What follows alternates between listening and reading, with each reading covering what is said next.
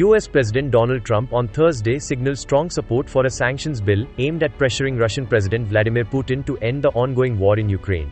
The proposed legislation, titled the Sanctioning Russia Act of 2025, includes a controversial provision to impose a 500% tariff on imports from countries such as India and China that continue purchasing Russian energy products.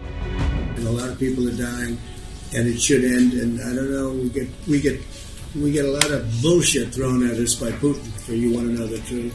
He's very nice all the time, but it turns out to be meaningless. Do you want to sanction him?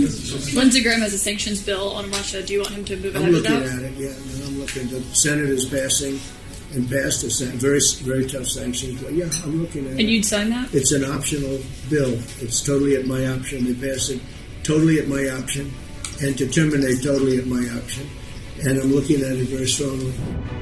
The American leader also expressed growing frustration with Russia's Putin for refusing to end the conflict with Ukraine. Trump recently directed the US Department of Defense to send more defensive weapons to Ukraine. The Sanctioning Russia Act of 2025 was introduced in the US Senate in April this year by Senator Lindsey Graham, a close political ally of President Trump. The bill proposes steep 500% tariffs on goods and services exported from countries that buy Russian origin oil, natural gas, uranium and petroleum products. It also calls for expanded sanctions against Russian businesses, government institutions, and top policymakers. Senator Graham, who is leading the bill through Congress, has stated the legislation specifically targets countries like India and China. I've got 84 co-sponsors for a Russian sanctions bill that is an economic bunker buster against China, India and Russia for Russia's brutal invasion of Ukraine. I think that bill's going to pass. The proposed bill allows the President of the United States to issue a one-time waiver of 180 days to a particular country if the President determines that such a waiver is in the national security interest of the United States. According to US media reports, the bill is being amended to allow the President to issue a second waiver if needed. India, which has significantly increased its imports of Russian oil since 2022, now finds itself squarely in the crosshairs of the legislation. The Center for Research on Energy and Clean Air estimates that India was the second largest buyer of Russian fossil fuels in May, purchasing approximately €4.2 billion worth, with crude oil accounting for 72% of the total.